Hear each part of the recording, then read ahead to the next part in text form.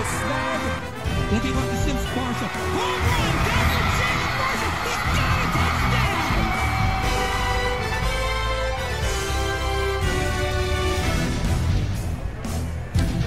And we bid you welcome to the Hawks Nest, along with Kevin Zilch. I'm Geoff Kim. We're so glad to have you along for the Battle of Lakota here in week 2 here on Chatterbox Plus. Normally, as we start a ball game, Kevin, this game speaks for itself. It's a battle between two schools that are in the same school district, just 6 miles from one another. Tonight, it's a little something different, unfortunately. Over the weekend, Caleb Van Hooser, who had played at this school at Lakota East, passed away early Sunday morning in a car accident that claimed the lives of 2 other Indiana State University classmates. Now, while the circumstances of that accident remain under investigation, our profound condolences go out to Caleb's mother, Amanda Bright, and to the rest of Caleb's family. Caleb Van Hooser was just 19 years young. You know, you and I got to see him play last year, and you know, the passion he played with throughout the season. You saw, you know, a kid who truly loved being a part of a team. I think I saw some pictures thrown around. You know, he loved, I think, the school spirit. He dressed up as a character from Hamilton to go to one of the proms. So he was all invested in this community, and I think that's why it's so painful for everybody and the Indiana State University community, because and they lost four sons. You know, Lakota East here lost 1. You know, it's a tragic event, and you know, it's just truly tragic.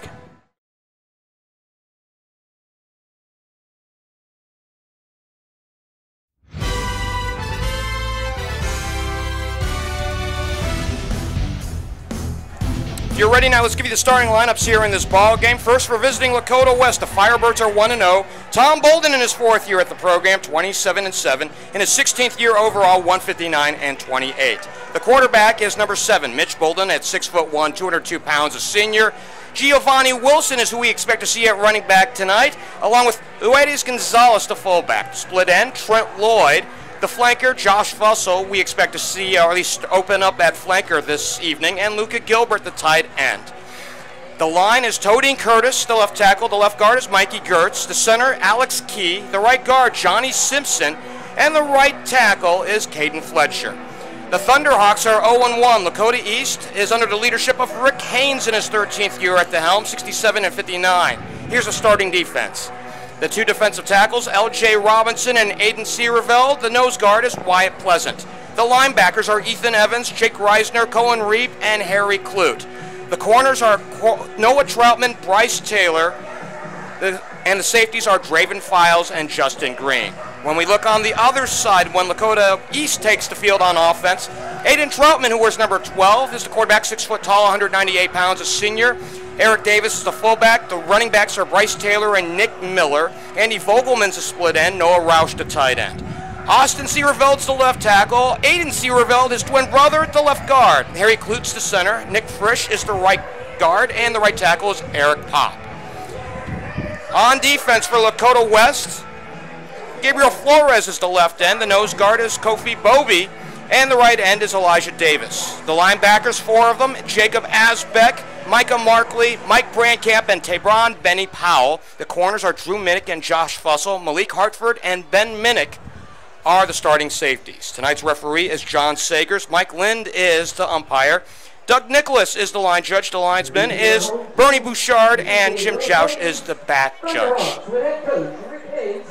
Typically, Kevin, because of tonight's ceremony, we would already have gotten through your keys to the ball game as we zero in with Zilch. Well, attack it as we get the first drive here underway. I'll tell you this much: for Lakota East, it's really one key. You got to control the clock and keep the Lakota West offense off the field.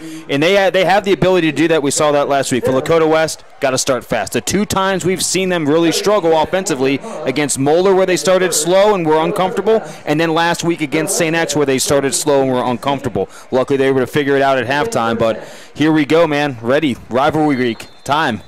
Giovanni Wilson and Ben Minnick are the return men at their own 2. And away we go here in Liberty Township. End over end into the end zone, touchback.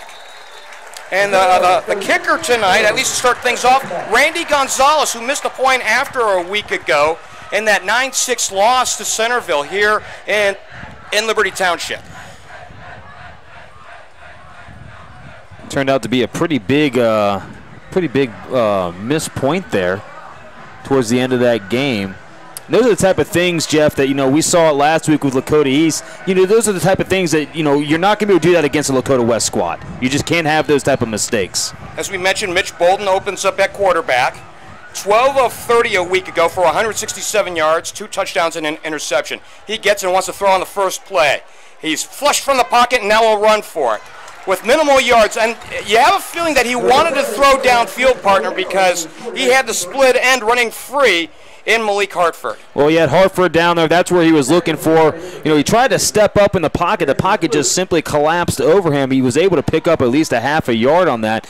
But, going back to last week's game and what we saw with Mitch Bolden that last 3.5 minutes, you saw, a quarterback that I saw at least was a mid-season form.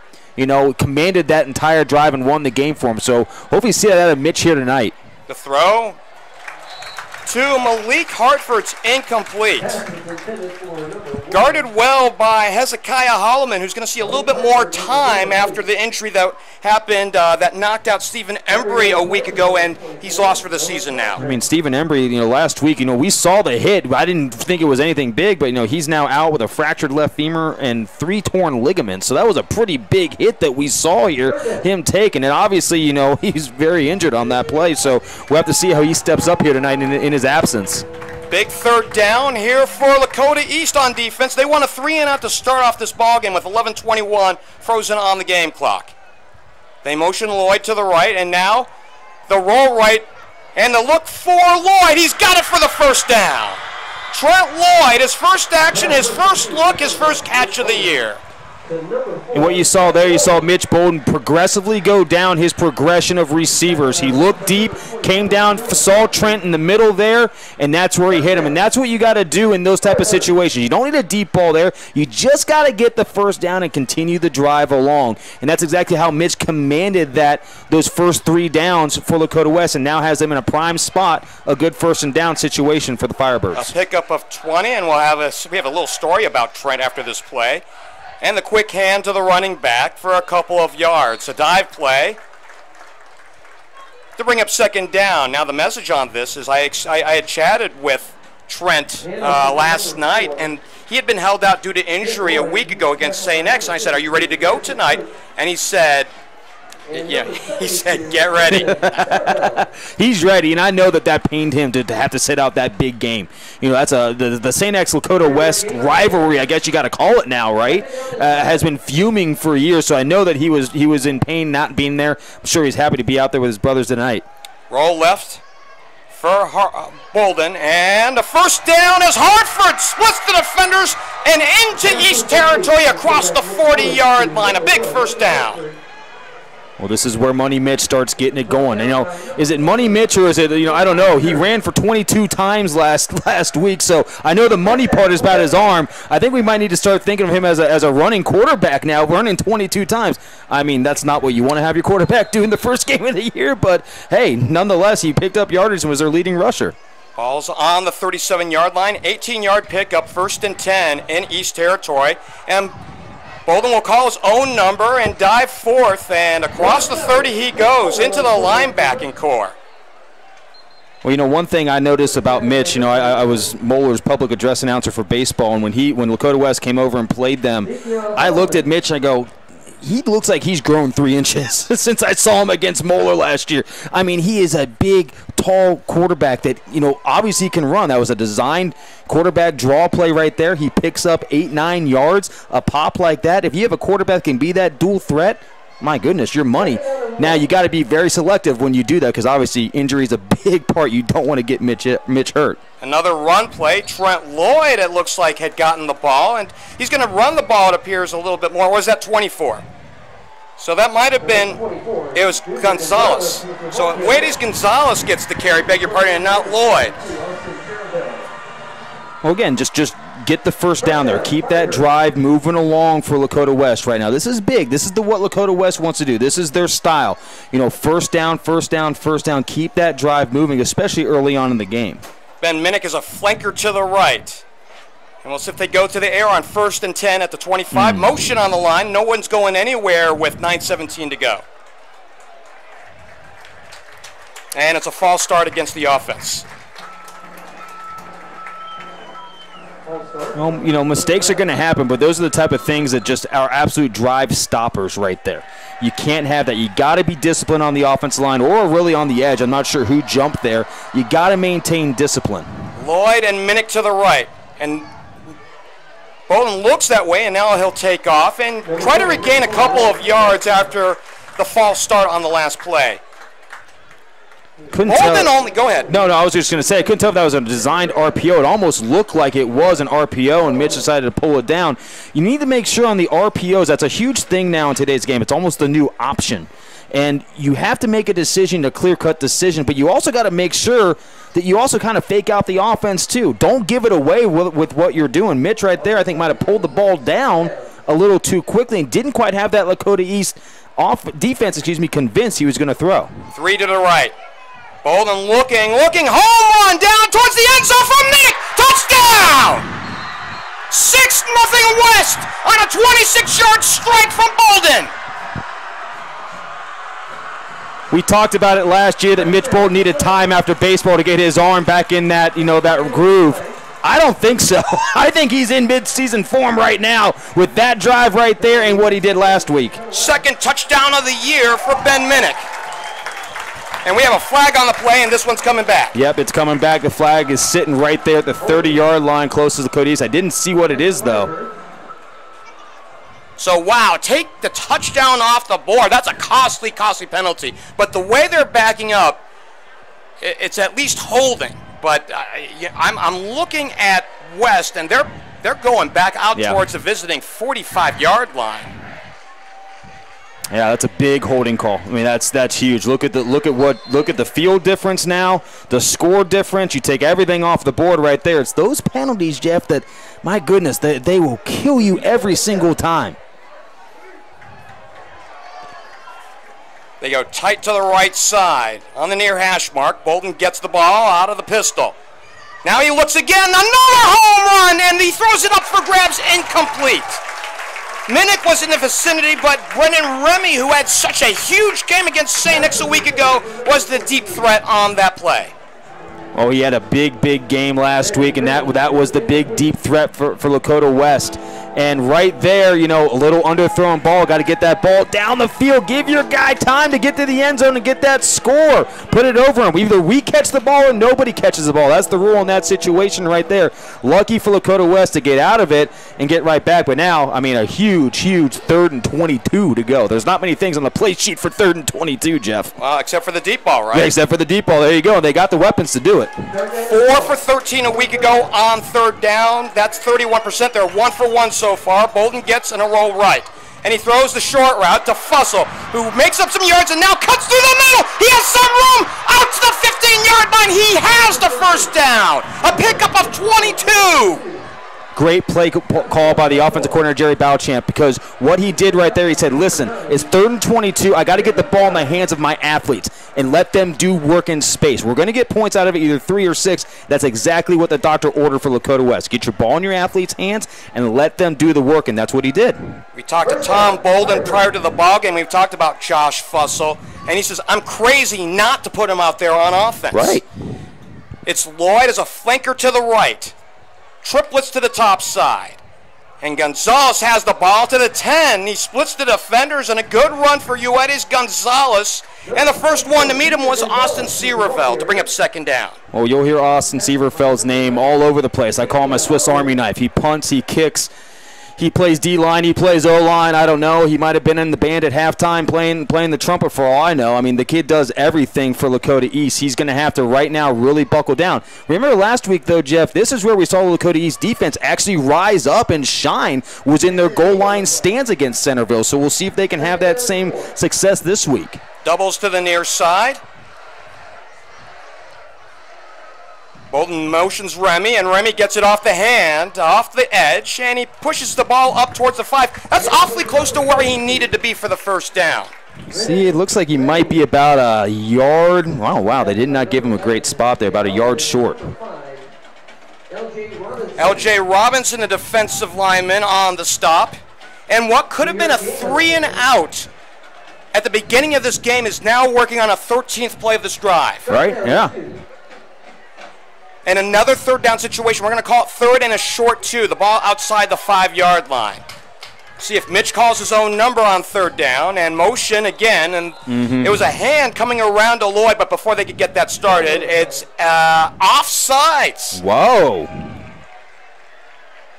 I mean, as an offensive lineman, I love it. But, I mean, wow, I did not see much movement on the defensive side of the ball there. I saw it looked like movement more on the Lakota West side, but I did see Mitch pointing right at that right side for Lakota East. So he must have seen something, and so did the referees. 1st and goal from the 3. So says John Sagers, the referee tonight, one of Sean Van Winkle's favorites, by the way, our tag team partner for basketball. And I know he can't wait for November to get here, by the way. But we got plenty of football between now and then. 1st and goal from the 3. Gonzalez in the backfield with Bolden as he motions Lloyd. And he hands to Lloyd, coming around the right side, and Trent Lloyd's got 6. On a 3-yard end-around run for Trent Lloyd, 6-0 Lakota West. There it is right there, the secret weapon, if you will, for Lakota West. I mean, great play design, great command by Mitch Bolden. You had penalties in that. You had to get out of a couple 3rd downs. Again, the command by Mitch Bolden. This is a mid-season form quarterback, what we're seeing right here. And why not? This is his 4th year starting.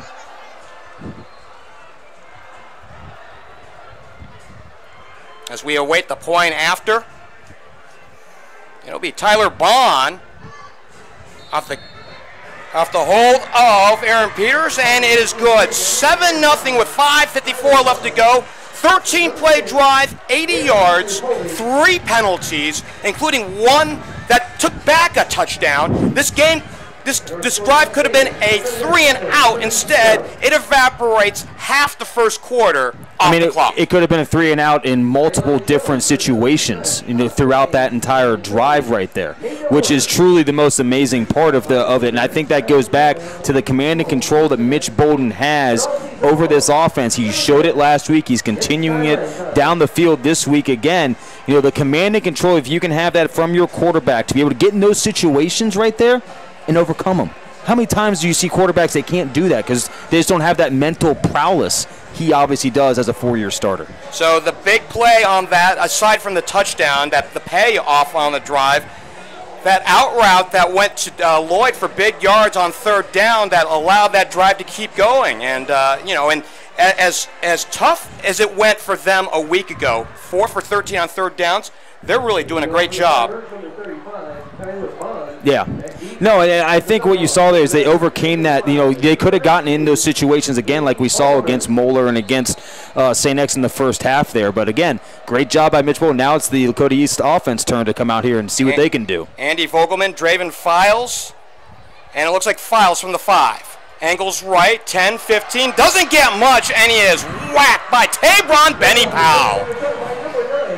Tell you what, that was a serious hit there. There was another serious hit last week against St. X. I can't remember who it was, but I saw the highlights, and it was like one of those hits just you remember for years and years. So do you understand like the ripple principle, where you have something, and social media is built on the ripple principle, in which something is so massive, so big, that it ripples out and it has a lasting effect and takes a life of its own. Yeah. The hit that Malik Hartford put on the St. X receiver a week ago has that ripple effect. Absolutely. No, I totally agree with you. It was massive. Aiden Troutman's the quarterback as he gives to the fullback. I believe that's Davis who got the ball right at the line, and he is stopped right there at the line by Kofi Bobie.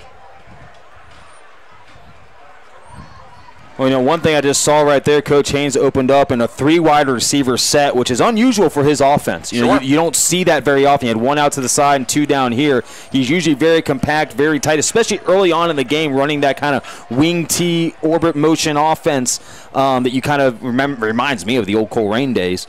So, yeah, that was an interesting formation. I don't know if he's trying to spread that Lakota West defense out. It could be. But we'll have to see what they do right here in a 2nd and long situation. Davis in the backfield with Troutman, and again the give, and Davis has some room this time.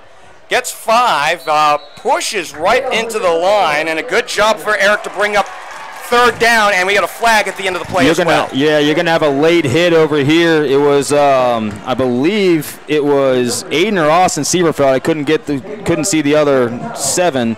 Was battling it out back there. I want to say that might have been Wyatt Pleasant, Elijah Davis. I think that's who it's going to be called on for Lakota West. He shoved him after the play. I was watching it the entire time. Elijah, one of our favorites at 6'2", 265 pounds, just a junior. He came on strong. Ooh, they're waving it off. And they are waving off the flag. Wow. All right. So still nonetheless a good gain for Eric Davis to bring up 3rd and short. We're just going to mention that Davis was a favorite of ours a year ago, and he ended up being part of the top 5 in the GMC in sacks in 2021. 3rd and 4. And a stack lineup behind and motion, and a flag as well. The initial call is encroachment by Lakota West. At least that's what it looked like from the near linesman, Bernie Bouchard. We were talking about this Lakota West defensive line last week, especially on that left side. You know, they kind of got worked a little bit in the first half against St. X. And, you know, St. X has, I don't know whether Lakota West is ever going to see that type of offensive line again until the playoffs. You know, so for what they did in the first half and then to come out in the second half and absolutely shut St. X down, you know, this defensive line is only going to get better, and it's only going to develop itself into something now, but you know, they got to play within themselves. These are the type of penalties here that, you know, they're mental mistakes, encroachment, holding, offsides. That's all mental stuff that they will get ironed out here. But again, you don't want to give a Lakota East team like this these type of chances because again, you're just giving them free yards and free downs. A week ago, Lakota West had 8 penalties for 112 yards. That's a big have mercy. Yeah. 1st and 10 here at the 26-yard line, and now we've got an official stop. Miami University Regionals is accepting applications for spring and fall 2023 classes. With over 30 majors offered in person and online, you can design a schedule that fits your needs and start earning your Miami degree, conveniently located in Hamilton, Middletown, Westchester, and online. Learn more at miamiou.edu/regionals. Along with Kevin Zilch, I'm Geoff Kim. Thanks for joining us here on Chatterbox Plus. Mike Ackley's our videographer tonight. And I think one thing, you know, going back to those penalties for West last week, the average penalty yardage was for over 14 yards. So what does that tell you? Those weren't just the little tiny penalties. They had some big ones mixed in there, and that comes down to just mental prowess. But again, look at what they were able to do in the second half, come out there and absolutely shut St. X down. So again, you know, we talked about it last week. Week 1 is a mess. It's a Pandora's box. You never know what you're gonna get. So hopefully, as this season goes on, everybody will start to come into themselves. Doubles to the near side with 4:10 left to go here in this first, and West has opened up a 7-0 lead on their first drive. East is trying to answer back. Davis gets the carry. Good yards right up the middle. He got a good block from his center, Harry Clute. Well, Harry and then, you know, the Aiden and the Sieverfeld brothers on that right side. You got that good push, and you hit the nail on the head there, Jeff. Harry Clute was able to swing his shoulders and really make that seal block on the nose tackle, just seal that off perfectly. That Eric Davis was able to shoot right off of him and pick up that big yards. Now it's a 2nd and short situation. 2nd and 2 after a pickup of 8. And the give off left tackle. It goes to Davis. He has the first down. Micah Markley, one of the new linebackers on this West squad, made the stop, but not before we move the chains. And this is what you want. If you're Coach Rick Haynes right now for Lakota East, this is it. Tick, tick, tick, tick, tick. Keep Mitch Bolden. Keep that offense on that sideline. Work it. Keep running the ball. 3 yards in a cloud of dust. This is what he wants right now. He's loving this drive. So you keep with the run and not the pass. Right now, I mean, if it's working for you, there's no real reason to pass because, you know, again, it goes back to the Woody Hayes thing. You know, only 3 things happen on a pass. Only one of them is a good thing. And another dive play, and again, another good run behind Clute and Nick Frisch on that right side for good yardage for Eric Davis, a pickup of 5. Yeah, I mean, they definitely have that Lakota West defensive line on rollerblades right now. They're just blowing them off the football. So great job here by Lakota West. Now what you're going to want to start thinking is Lakota West at some point is going to start plugging the holes. You know, they're going to start putting 8, 9 down in the box to stop this. How do we start, maybe start stretching our offense out laterally to get the athletes on the edge? 2nd and 5 out at the 42-yard line. They go with an extra tight end, and the give to the fullback again. Eric Davis pushed off a man. He rolled off a Brandcamp and got a few more yards. So, if nothing else, young Mr. Davis is playing some inspired football here in the early minutes of this ball game. Absolutely, and it's all behind that offensive line, and he's chewing up the clock right now. This is exactly what I said. This was the number one key for Lakota East is to control the clock and control your offense. Keep the Lakota West offense on the sideline. That's exactly what they're doing right here. Just 3 yards in a cloud of dust down the sideline. Boom, boom, boom, boom, boom. At some point, you're probably going to have to give Davis a rest. He has carried the ball on every running play so far. And again, Davis, this time off the right side, cuts inside of Clute and has a first down. A big run for Eric Davis. And it took Tabron Benny Powell, his former teammate from a year ago, to bring him down. A pickup of 12.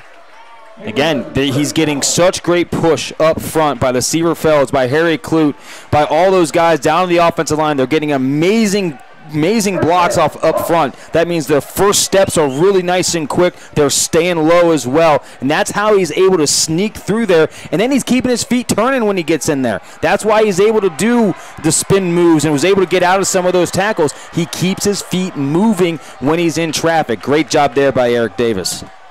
And again, a keeper this time for the quarterback, Troutman, and he has good yards on first down.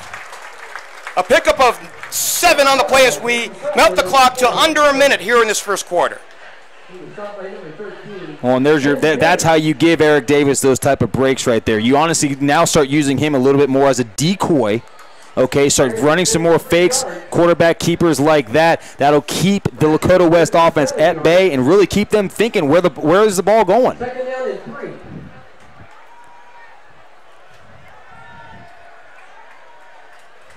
Ninth play of the drive. This may be the final play of the quarter. A quick moving one. Troutman under center. The give to Davis. Off left tackle behind the Seaverville boys for a couple. He should have enough for the first down with 15 seconds left to go. Oh, we got a couple flags coming in.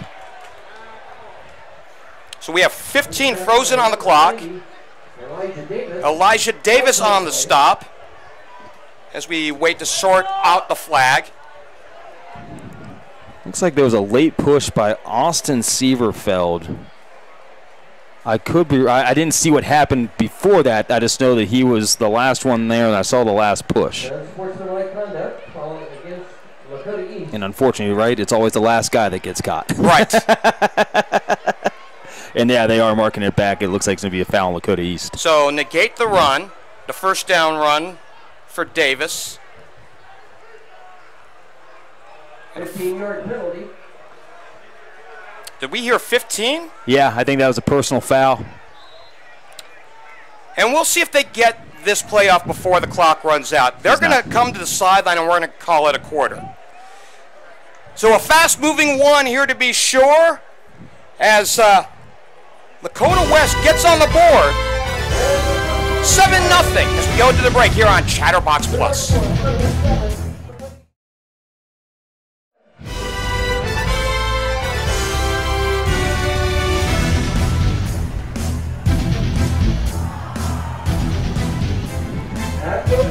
We're about ready to start the second quarter along with Uncle Kev, Archer's uncle, Kevin Zilch. I'm Geoff Kim. Thanks for joining us here on Chatterbox Plus. Mike Ackley is our videographer tonight. A little housekeeping before we get back to game action as we see both teams out on the field as we switch sides, and East will go left to right, beg your pardon, and attack the north end zone. At halftime, we will be talking with Jill Myring, who is now the new the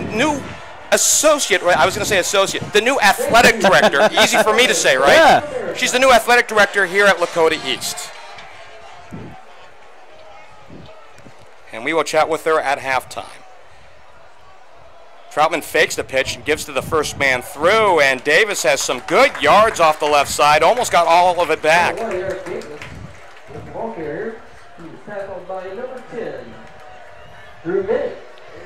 And that's really, you know, Eric Davis right now, what I like about him is being patient at the line of scrimmage. He's not trying to plow through everything. He's waiting, keeping his feet chopping, and he's finding that opening, okay? Right there, he kind of hit a brick wall at the line of scrimmage, boom, was able to bounce it out. Ooh, did we have a penalty? And I think we have another flag on this, so come on back.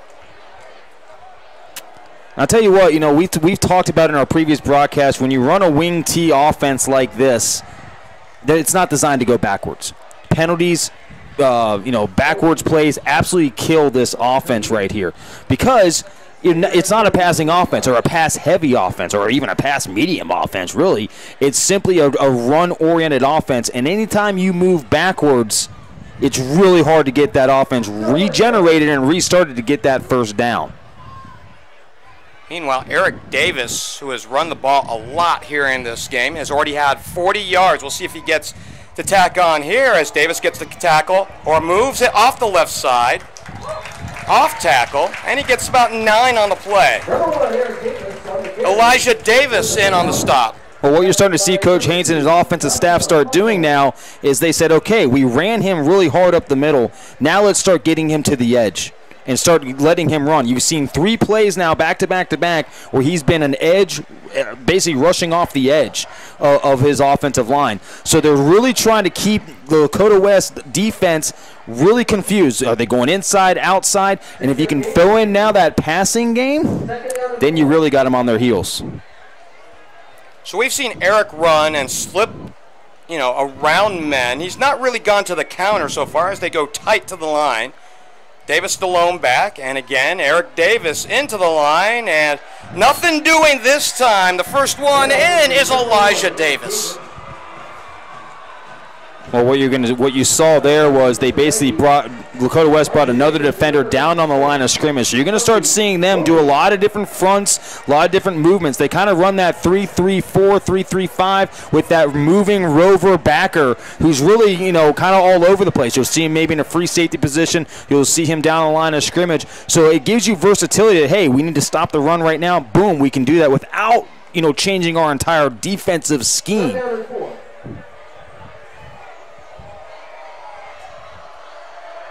3rd and 4, a big third down. They were 4 for 10 against Centerville a week ago. And now we got a timeout charge to Lakota East. The last time out, West spotted St. X a 13-point halftime lead. They came back with a pair of Mitch Bolden touchdown passes in the 4th quarter, held on for a classic 16-13 in that game in Beckett Ridge. Bolden found Ben Minnick from 2 yards out for the game winner with just 22 seconds left to go.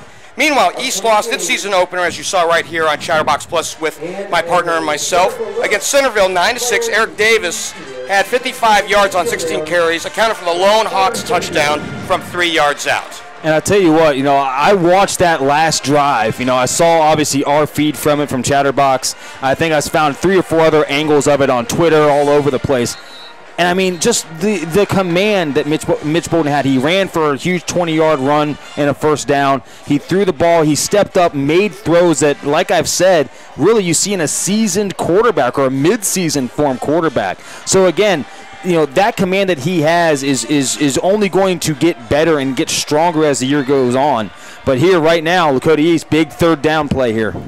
Out of the timeout, it's 3rd and 4 at the 34 with 9:51 to go. The give. Actually, the keeper for Troutman. He's got a first down, but a flag on the play as well. Stopped by Minnick, but not before Aiden could get the first. A chop block. Wow. A chop block call. I haven't seen one of those in a long time. So penalties have been an issue in that one, in this one so far, and we have yet another penalty negate a big play. So to kind of explain what that is basically it's one of two things. Either the offensive lineman went down and then there was another offensive lineman who blocked the defender high, a high-low, or he simply went and wrapped his arms around the legs of the defender. Sometimes it's hard. It can be kind of a judgment call by the referee because there's so many guys in there, but obviously they saw something blatant. But, man, I have not seen a chop block call in a long time. 3rd and 19, so the 15-yard major really hurts Lakota East. 9:34 till halftime. It's been a fast-moving one here in Liberty Township this evening. It's Troutman out of the gun. He'll throw for the first time tonight. He steps up. He throws the home run down the sideline, incomplete. Out at the 20-yard line, really outstanding defense for Ben Minnick. I mean, I'll tell you what, Lakota East, had every opportunity on that drive. I mean, that was actually, you take away the penalties and the mistakes, you're looking at a very progressive, methodical drive down the field that burned off a massive chunk of time. Now, Coach Haynes has got to get his guys, okay, guys, we have got to quit with the penalties right now. That stuff has got to stop because otherwise they're never going to be able to get down into the end zone or score points because they're always going to be taking 2 steps forward and 3 steps back the entire night. Austin Searveld back to kick. He had a really good kicking game. It's blocked! Malik Hartford, and it's jumped on. Oh, it's still loose. Minnick nearly had it, and now it's picked up, and we've got a touchdown! A touchdown for Lakota West! Tabron Benny Powell, what a homecoming! Well, from Lakota East over to Lakota West. Picks it up, scoops and scores for 6. You gotta love it, man. Wow. Blocked by Hartford. He is a kick-blocking specialist. He blocked 4 of them, to our count, a year ago. It was in the hands of Minnick when he was on the ground. He lost a handle on it, and it was picked up by Tabron Benny Powell, the former Thunderhawk, and he walks on in for the score. Mercy. Wow. Wow. Talk about a change of events just like that. 13-0. Whew. The snapper is Mikey Gertz. Aaron Peters will hold for Tyler Bond. 1 for 1 here tonight on point afters, and a big one here. As Lakota West is a 2-score lead with 9:08 left to go in this first half. Mercy. And that is a mercy. I'll give you that one right there. My goodness gracious. I think you said four blocks last year that we literally saw Malik perform. I mean, that is such a unique skill set to have to be able to do that and do it consistently and successfully without, roughing the punter or roughing a kicker or anything like that. So, again, just a wild turn of events there, and all of a sudden, boom, Lakota West is up by 2 scores. But I think this goes to show that the penalties on the previous drive for Lakota East were truly, truly detrimental and could be detrimental. Oh, that might have been. I don't want to say it too early. I'm not going to say it too early. But again, the D word. Yeah, exactly. Yeah, I'm not going to say it right now. But again, those penalties in that drive. That was such a methodical drive, and they were moving the ball. Eric Davis was running the ball like nobody, and then all of a sudden, boom, it up and ends like that. What a sequence of events. 10-play drive that East was moving. They short-circuited on penalties. They called 2 timeouts in that one. It took off 9 minutes off the clock, and it ends up in a block punt and 6 the other way. Yeah. I mean, that's how quickly this game can turn. Bond to kick it away, pinwheeling towards the goal line and out. Now I'm curious to see, do you come back out right now and continue what you were doing? Do you come back out and continue to run Davis, continue that, 3 yards in a cloud of dust type of mentality, or do you start expanding out the offense now? Do you start maybe getting some more passes? Not deep balls. I don't think it's time for that yet, but use the passing game as an extension of the running game now. Maybe get Eric Davis out in some space, see what he can do with the ball just in and around with himself. So I'm anxious to see what Coach Haynes does right here. But bottom line is, you got to come out here and say, guys, it's still very much in our hands right now. Eric Davis, by the way, touched the ball 9 times. He ran the ball 9 times for 49 yards. They're making yards. They're making progress. I would say feed the bear. Yeah. Keep feeding the bear. Troutman's under center with 9:08 till halftime, and Davis off the right tackle, trying to push away, and finally put down. At the end of it was Kofi Bobby. I beg your pardon, Kofi Bobby. Yeah, you know, I'm just curious to see what Lakota West now does on their front. You know, they ran into some issues early on against St. Xavier last week. We had talked about that. And then they really came back out in the second half, made some adjustments, and really, you know, shut St. X down, which is hard enough to do. Right now, I'm curious to see what they're going to do defensively to try and stop this attack by Lakota East. A gain of 1 on the 10th run today for Davis, and now the quarterback will keep it for a few yards. Aiden Troutman got stopped by Gabriel Flores, the new left end in this three-man lineup. He replaces Brian Henderson, who started for a couple years, moved on to the University of Buffalo. So a gain of 4 for Troutman. What I'm seeing that they're doing, they got their 3-down linemen, so they're walking both ends down to the line of scrimmage, or I guess both outside linebackers down to the line of scrimmage. So it basically looks like a 4-man front with basically 2 backers and a rover. See what they line up in here for Lakota West. On 3rd and 5, run or pass? Oh, right here, I think you got to pass. You got to get the first down. You have to here. You got to keep the drive going. And the play's off the left end, and Lakota West is up to the challenge. No gain. Yeah, you know, right there, I would have liked to see a sprint out, something different. You know, it's been the Eric Davis show, which, don't get me wrong, it has worked. But, you know, eventually they're going to start keying in on that. So in that type of situation there, I'm going to get my quarterback rolled out, going to drag my tight end or split end across the middle and see what I can do to get just some guys in space and throw the ball down the field a little bit. They're going to give Troutman forward progress of a yard, 4th and 4. And Sierrafeld back to kick from his own 10. He was blocked the last time. He gets it away. It's a knuckling kick and a fair catch called for out at the 40-yard line from Brennan Remy, who is one of our favorites.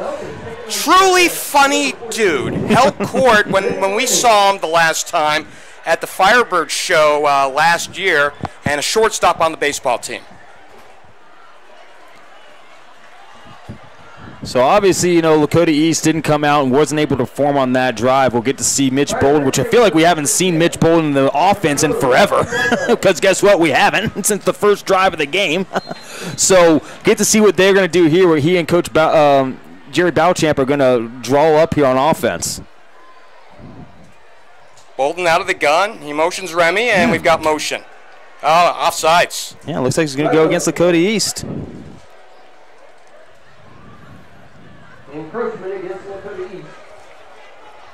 Tom Bolden will take that every and any day of the week. Oh, absolutely. 3 yards. Absolutely. 1st and 5 with 6:50 to go till halftime. 14-0 on some razzle-dazzle on special teams. Bolden on the gun, and he gives to Remy, and initially got away, and now he gets away down the sideline. Goodbye! 55 yards. He was stuck in the backfield. Instead, he finds pay dirt for the 2nd straight week. 20-0. Hey, I know Top Gun's a big movie right now, but he put on those afterburners, man, and absolutely streaked down the sideline. Great job by the offensive line for Lakota West. Great job by everybody. 2 yards in a cloud of dust right there for Lakota West, man. One play does it all. 55 yards. Brennan Remy to the house. 20-0. Mercy. And again, it is Tyler Bond on to kick. Lefty, who's got a powerful leg. I don't know if we'll get to see him in field goal situations tonight, but he's been hitting them from 55 in practice.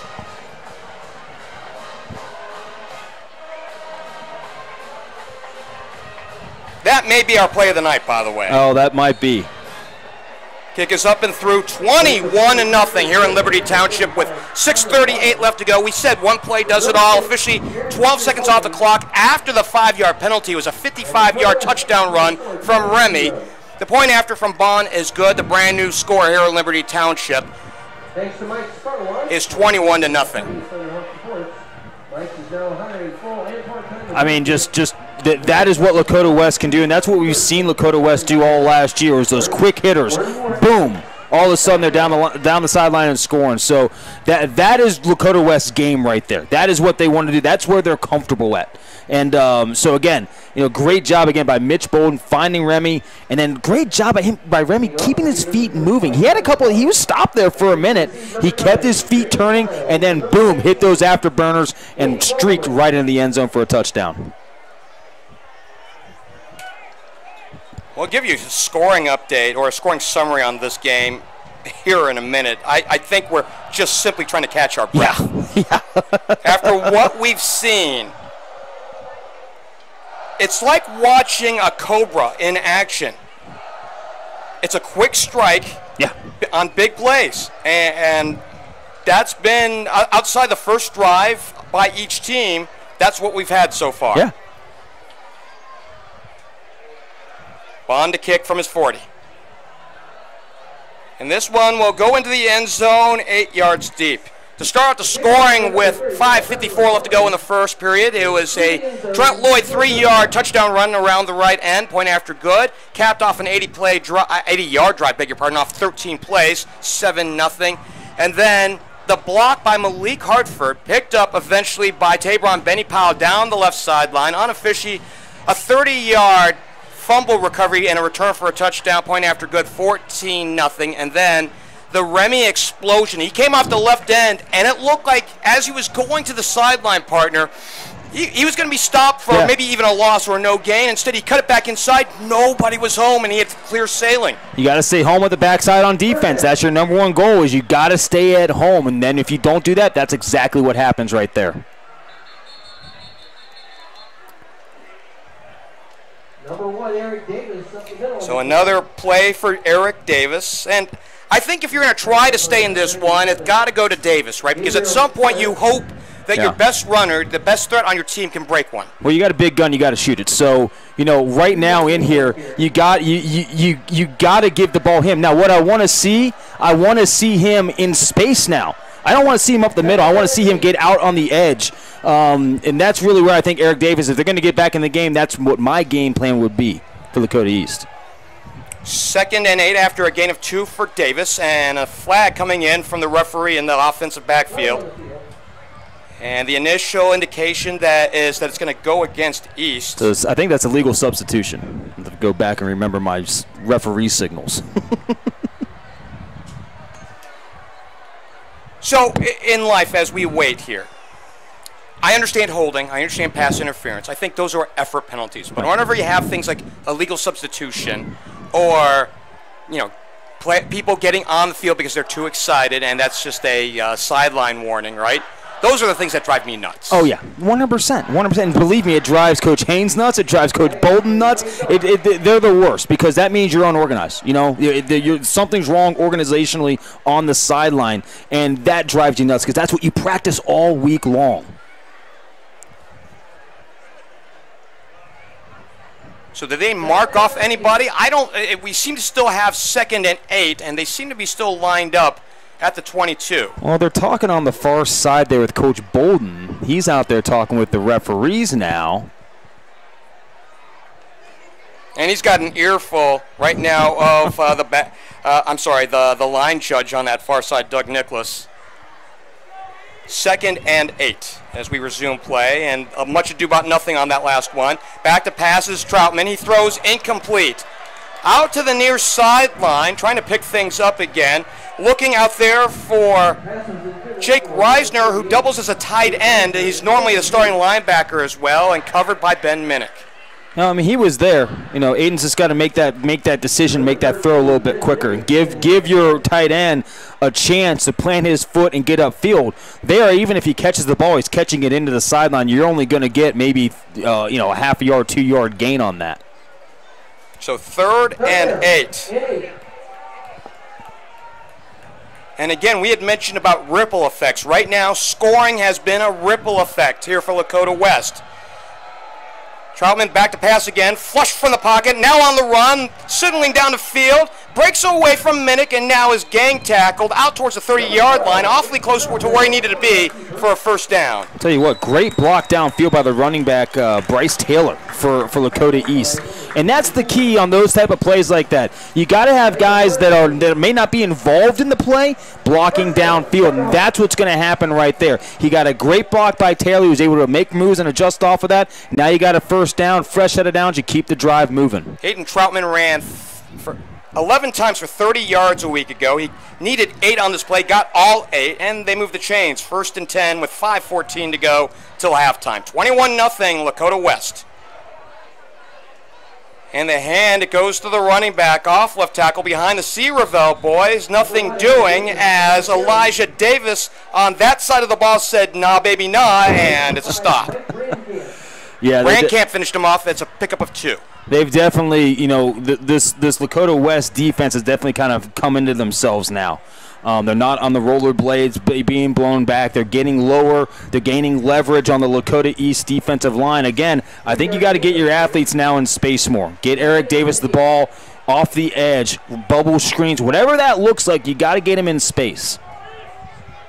4:30 left to go till halftime. Twins to the near side. The give to Davis, right up the gut. And again, you know, you're running right into Kofi Bobie and Elijah Davis and Gabriel Flores, and you're not getting a whole lot of pickup of 2.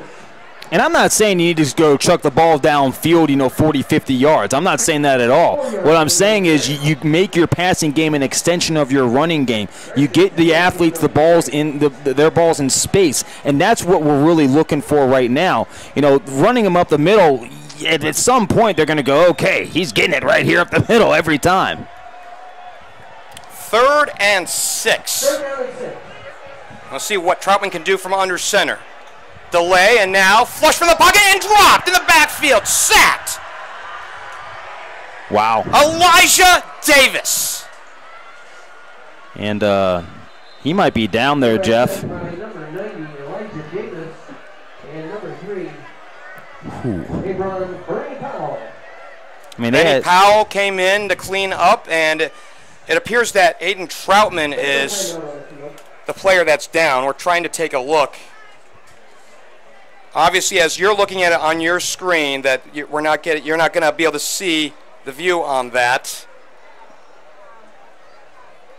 Injuries have been an issue in the early go, and it is Troutman.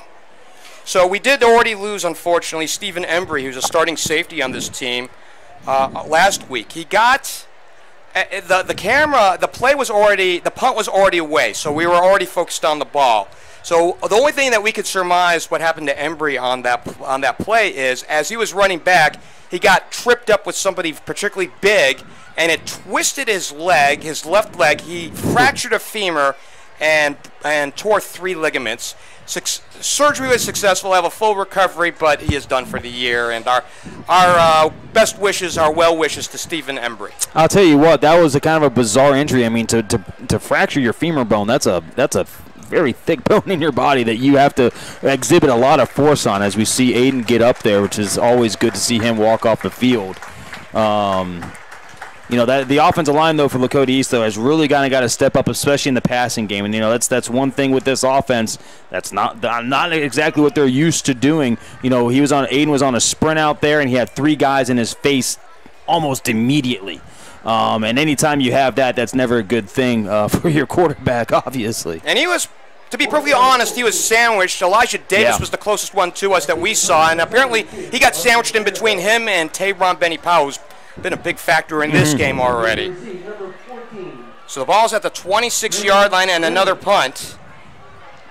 34 yards for Searville the last time, and it's picked up off the hands of Remy, but he is lucky as it rolls out of bounds, out across midfield, and we'll have to see where they officially spot that. So he had a big play the last time he touched the ball, and I almost think that I want to give him the benefit of the doubt and say the sun hit his eyes out on the angle as he was trying to locate the ball, but he's okay as he was a little slow in getting up. And they're going to spot the ball at the 49-yard line. That's officially 25 yards on the net. So that's the excuse you can use in films tomorrow then. Coach, Geoff Kim said the ball was in my eyes. The sun was right there. He said it. He had the angle, man. Come on, Coach. Quit yelling at me.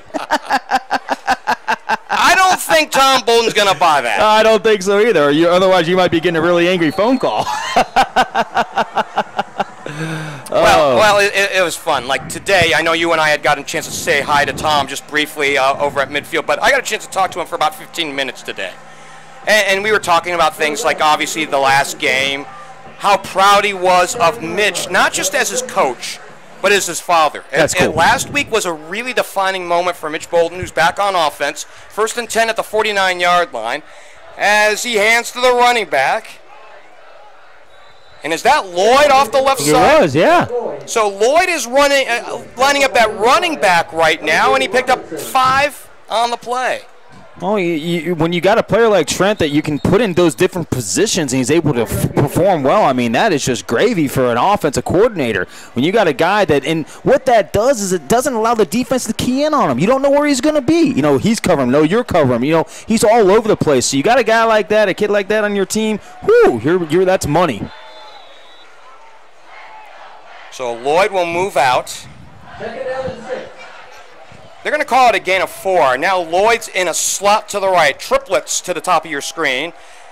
Bolden looking, deep drop, now steps up in the pocket, sidesteps a man, and now rolls past a man, gaining a few yards. He tried to carry Cohen Reap with him, and he gains a couple on the play to bring up 3rd down. Well, I think he did carry him for at least a couple yards because they had him stopped about 4 yards back, or maybe 3 yards back from where he actually ended up. I think that's a testament really to Mitch's size, that he's able to carry those guys and then be able to fall forward like that to pick up an extra 1.5 yards. Pickup of 3 officially, 3rd and 3, down and distance with 2:10 left to go till halftime. West has opened up a 21-0 lead. Triplets to the top of your screen. It's Lloyd as a split end by himself to the left, and we'll see if they go to him. Bolden looking right, and now throws, and it's a inside cut to the middle. Remy looking for the sideline for his 2nd of the night. Did he get it? Yes, he did. Well, I'll tell you what, that right there might have been the most impressive throw I've seen Mitch Bolden throw in his entire career. Rolling out to his right, honestly threw it kind of back across his body like a Patrick Mahomes type throw. Woo! Tell you what, you're looking at a mid-season quarterback here right now in Mitch Bolden. 2 touches on offense, 2 touchdowns. Mercy. That's not bad. That's not too bad. Wow. Oh, man. This is one of those games where, as a color guy, you really wish you had replay because that throw was just unbelievable. He was off balance across his body, but he delivered the ball with such power, and the spiral was perfect. That takes practice. That's not something that just happens magically. Very few quarterbacks in Division I across the city can make a throw like that. I mean, Mitch Bolden right now is in mid-season form, in my opinion. We saw a similar throw in the St. X game a week ago, and it was also Brennan Remy on that little skinny post. And I don't know if it really is a skinny post as much as it's Remy finding space in the middle of the field and just eye-to-eye connection. Well, extra point is good, 28-0. Well, I think what we're talking about there is his vision, his ability to see downfield and almost see things happen before they actually happen. You know, and be able to anticipate that where guys are going to be in the open field. That is just, I mean, the football IQ of Brennan Remy is huge, and then you have the football IQ of a Mitch Bolden. Wow. I mean, that's a lot of brain power on that side of the sideline over there. I think the impressive thing about that throw was the touch on it. The touch and the timing was just perfect, and Remy was right there,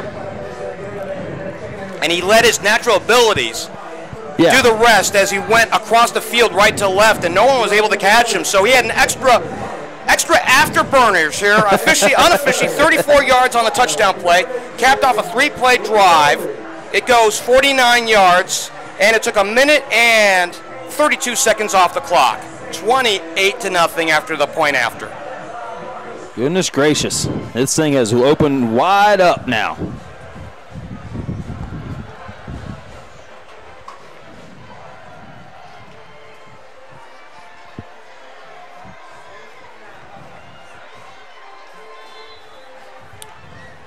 If you think back to early in the second quarter as we await the kick from Bond, end over end, pinwheeling back to the goal line and 4 yards and out. The game was at 7-0.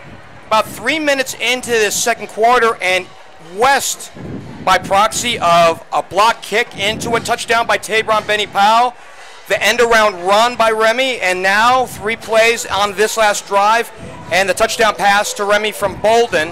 And you've got 21 points in this quarter just that fast. Oh, and by the way, we didn't see Mitch for about 10, or in the Lakota West offense for about 10 minutes while Lakota East was driving the ball down the field. So just look at how quickly they're able to score like that, and that's what Lakota West does. All last year, this year, they are quick. They're a quick hitting offense. And we're talking about clock minutes. Now we're not talking about real exactly. clock time. I think he was off the field for a good 20 plus.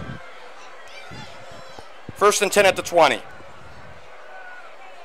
And I believe we have a new quarterback in. Troutman is sitting out at least for the time being. I think that's and 15 is Jason Sandhar, sophomore quarterback. Yeah, in this type of situation from a coaching standpoint, really it's just managing the game right now. You know, you got a minute 42 left. You're down 28-0. You know, let's get a first down. Let's milk this clock out. And let's get to halftime. Let's recoup. Let's see if we can't get Aiden's injuries, you know, fixed and get him back out there. But yeah, for a sophomore quarterback, this is a tough situation to be in. Well, especially against this defense, where you have the 2 best safeties, at least as a tandem, if not individually, in the entire state. Yeah. It's not a great situation at all for Lakota East offense right now, and this is where you just kind of gotta manage it, get the ball in the hands of Eric Davis, and kind of let him ride the train out. Like, really, honestly, that's what you got to do right now for the next minute and 42 seconds. So timeout on the field, and by the way, the last time these two teams met, it was Week 10 a year ago, October 22nd in Beckett Ridge. Mitch Bolden connected with Trent Lloyd twice as the Firebirds rolled up on the Thunderhawks in that game, 34-7. Eric Davis ran the ball 22 times for 82 yards in that game. And West has now won 3 in a row, trying to make it 4 in a row in this series. So we come out of the timeout. Coach Bolden has not lost to Lakota East his entire career. So I think that's something that, you know, you look at that, you know, from his time at Colerain, his time here now at Lakota West, and that's absolutely dominant. I mean, and the teams he had at Colerain were absolutely unbelievable. But, I mean, to have that type of dominance over Lakota East and Coach Haynes, you know, that's something that is powerful to have. So another timeout on the run play by Davis. A gain of a couple with 1:36, and you feel like West, sensing momentum, smelling blood, get another touchdown and a running clock to start off the second half, really can just, I don't know, ground and pound their way to an easy win, and that would be their 4th in a row in the series. And that's exactly the mindset right now. You know, get the ball back and let's score. You know, we know how to score quick. That's what we do. That's our bread and butter. So yeah, I am in total agreement with that call. Get the ball back as quickly as possible. Utilize your timeouts. You can't take your timeouts into the locker room with you, so you might as well use them right now. Get this ball back, and again, the quickness that offense is able to strike, and with so much power and the mindset that Mitch Bolden has, absolutely get the ball back in his hands. Coming up at halftime, we'll be joined by Lakota East Athletic Director Jill Meyering, who will talk about the events of this last week, as well as her extension to the new position. Rick Bryant, I think, had moved on to Loveland, a school that you're very familiar with. Yeah, he took over from my great friend Brian Knatzer. Brian moved on to now a vice principal at at Loveland. Sandhar, the new quarterback, will hand. It's Davis off right tackle, and boy, Lakota West just sniffed that one out. It's almost like they read the playbook. Yeah. I mean, it's like they almost saw that from the get-go. I mean, from even that almost heard it call in, there was nowhere for him to go. And I think that just shows what I'm noticing with Lakota West, and I think what is so this shows their discipline. They're playing heel depth, and what I mean by that is they're playing at the line of scrimmage. They're not over-penetrating into the backfield of Lakota East. What that allows you to do is allows you to make those stops right at the line of scrimmage, and that's where they are. Honestly, sometimes that can be pretty difficult for an offensive lineman because you'll be down in the trenches. All of a sudden, your defender will almost kind of stop rushing because he's sitting there looking in the backfield for the football, as opposed to some defenses where they overrush, they overpenetrate, running backs fly right by them. That's the discipline of this defense. Remember, a lot of these guys for Lakota West, they're returning starters from last year. They had a very young but a very good defense last year. So I'm anxious to see a lot of these guys and how they continue to play throughout the year. I mean, you even look at my guy Jacob Asbeck from last year. We saw him literally start on special teams and work his way into a starting position all year long. So these guys, this is a very tight-knit group for this Lakota West defense. Aiden Sierra-Veld's at his own 11-yard line. Ball's at the 25, and we'll see if they come after him again. He gets this one off. Remy at his 40, down the sideline to the 50, and a good return as he crosses midfield. 35 yards unofficially on the punt, a 10-yard, may call it 11-yard return. And with 1:20 left to go, believe it or not, with a 28-point lead, you may see the 2-minute drill here for West. And absolutely, why not? You know, when you got guys in your backfield and in your huddle like a Mitch Bolden, like a Brennan Remy, those are the type of athletes that you trust to go out there and perform this and do this. There have been plenty of teams that I've coached where I was like, I don't know if I trust these guys. Let's just take a knee, get in the halftime, and rock and roll with it that way. But when you got a football mind like Mitch Bolden at quarterback, anything's possible. Bolden at the 47, throws right, it's complete, and it goes to Malik Hartford, his first catch of the year. Yeah, you really can't leave Malik Hartford wide open. Like, here you go. This is your 2-minute drill, Jeff right here. Gain of 17 on Malik's first catch. Officially, they give him the 29. And it's an 18-yard gain. 1st and 10 at the 29 as we melt the clock down to 1 minute left to go till halftime. Deep drop with time. Bolden throws, and he throws to the safety valve. And is it Remy again down the sideline? No, it's Lloyd. Lloyd down the sideline, and he'll have another first down. I mean, this is, in the coaching world, we call this clinic tape. These are the tapes you're going to take to your coaching clinics in the wintertime, because you're just seeing the command of Mitch Bolden throughout this drive, you know, just finding the open receivers, being methodical, not trying to do too much like some quarterbacks would right now. Pickup of 18 for Trent Lloyd, 1st and 10 at the 11-yard line. Bolden to pass once more, flush from the pocket, rolls to the right, now throws on the move, and is caught, touchdown!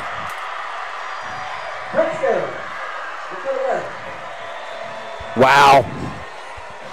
Another just absolute dart from Mitch Bolden. He was scrambling out, trying to find his receiver, found one. I didn't even see him in the back of the end zone, and boom, right there for 6 points. Giovanni Wilson got that touchdown. They call Reese Mason out there. I believe that was Wilson that was out there catching the ball, because we hadn't called Mason's name all day, and the touchdown makes it 35-0 after the point after. Mercy. You mean you tell me there's another weapon on this Lakota West offense that we haven't called a name for? I mean, my goodness gracious, they got them all over the place. It's just so impressive to watch. It is just there's not enough words right now to describe really this Lakota West offense. You even take away the one touchdown throw that got called back for a penalty. That's been really their kind of lone blemish on the night, if you even call that a blemish. My goodness. I mean, this is just this is an absolute offensive clinic going on right now. So we're trying to count back some numbers here. Unofficially, Mitch is 6 for 7 tonight with 2 touchdowns. That is, I mean, that's just so impressive to watch. And it just shows the development of this team from just a year ago to where they are now. Wow, they're going to be a big force to be reckoned with this entire season.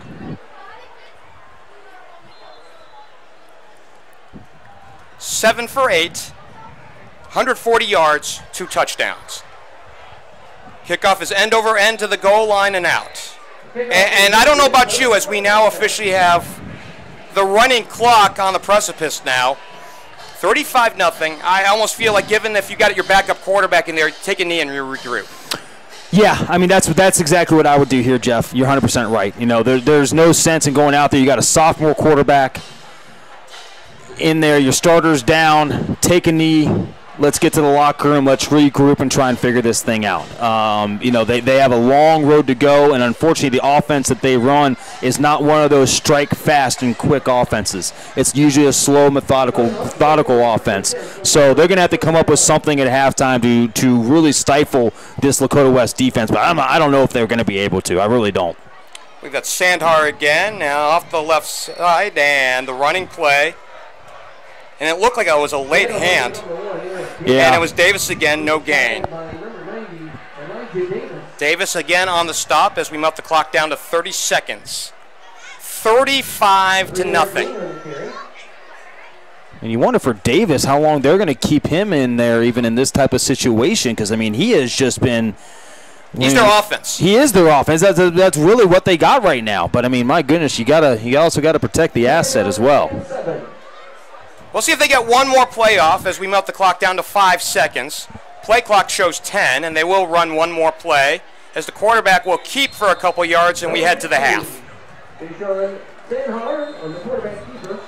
It has been all Lakota West, and you wouldn't have known it after the first 12 minutes, but the Firebirds tack on not one, not two, not three, 4 touchdowns in the second quarter to go up 35-0. I mean, there's not enough words to really describe what we've seen here. We've seen amazing special teams play. We've seen Mitch Bolden and his offense just out there absolute dominate all over the field. Even that last 2-minute drill was wildly impressive. He was making throws, scrambling out of the pocket. So, again, for Lakota West, you got to keep the pedal to the floorboard coming out at halftime. I'm sure that's exactly what we're going to see from them.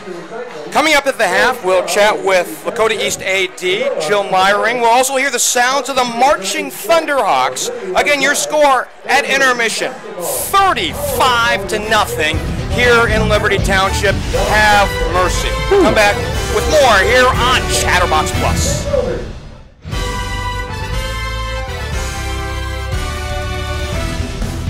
Along with Kevin Zilch, I'm Geoff Kim. Thanks for joining us here on Chatterbox Plus. West on their way. We'll have a running clock here in the second half. And 5 touchdowns. I mean, it was a big old have mercy once the second quarter started, and we saw the block punt go in for the touchdown on the return by Tabron Benny Powell. Really, in that first quarter, you know, with the way Lakota East was able to get some first downs and hold on to that ball, I mean, we talked about it. I think there was about a 10-minute period where Lakota West's offense was actually on the sideline. I'm talking about in-game, probably more realistically, like 20-some-odd minutes. We didn't see Mitch Bolden, but then the second they got right back out on the field, it was 2 quick scores, a block punt for a touchdown, and here we are sitting at 35-0. You go back to that drive, though, for Lakota East. They were moving the ball down on Lakota West. They had their defensive linemen kind of on roller skates. They were getting, you know, Eric Davis was getting almost 3, 4, 5 yards a pop every single game, and then the penalties came. And in the style of offense, the wing tee offense that Coach Haynes and Lakota East runs, you cannot have penalties like that. And we saw how detrimental those penalties can be to this style of offense. It stopped Lakota East dead in its tracks. The next thing you know, blocked punt. Next thing you know, boom, 2 scores. You're down 35-0 in the blink of an eye. Quick stats on some of the notables. Eric Davis for East, 18 carries officially for 72 yards in this one. Brennan Remy had that big run of 55 for the 3rd touchdown of the ball game. He's got 3 carries for 61 to lead West here tonight. Mitch Bolden, Money Mitch is just about as good as they get here tonight. 7 for 9, 152 yards and 2 touchdowns. And he is spread it around. Malik Hartford's got a couple of catches for 38. So does Trent Lloyd, literally 2 for 38. Brendan Remy has 1 for 42, and then Josh Fussell 1 for 23.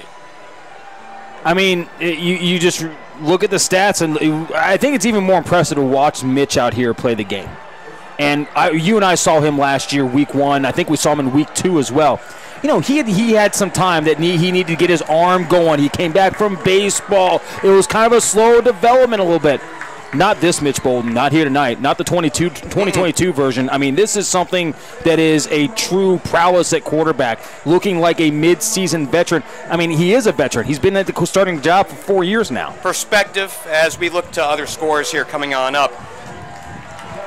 Mitch was 2 for 9 in the first half against St. X for 15 yards. Since then, he's been on a roll. Oh, my goodness. I mean, you take away that first half, and, you know, Coach Bolden has said that, you know, a couple of chairs were broken at halftime. Just one. Just one. Yes, he did confirm. Just one chair was broken last week. Confirmed that to us today. I got a feeling the furniture was okay in the locker room today. I got a sneaking suspicion that everybody was just fine, and it was pretty loose. West will kick things away as East will attack the north end zone. And we expect to see the running clock with the 5-touchdown margin.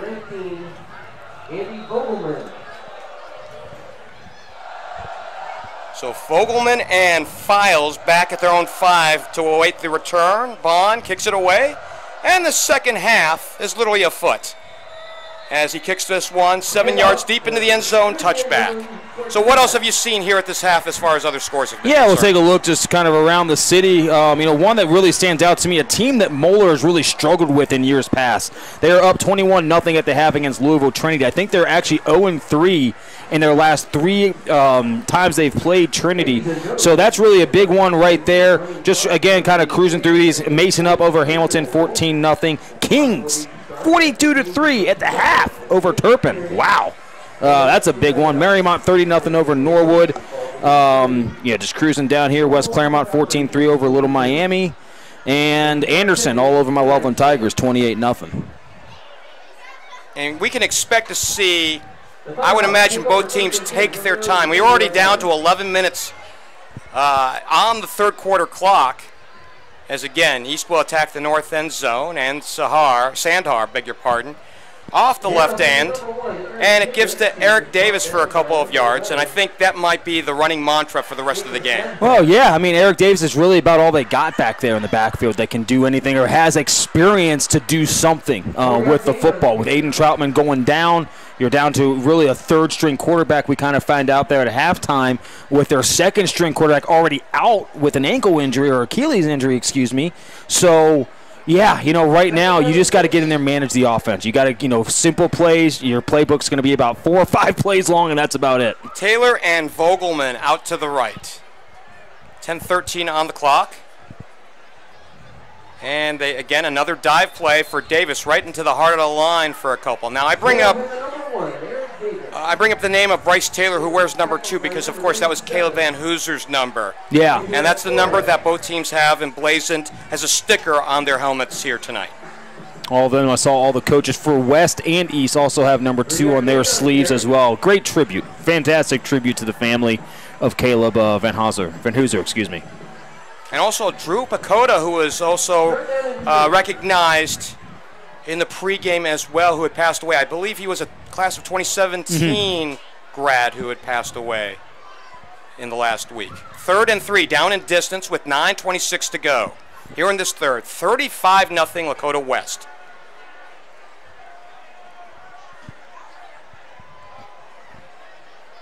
Sandhar to the first man through. Davis, and it looks like he has the first down.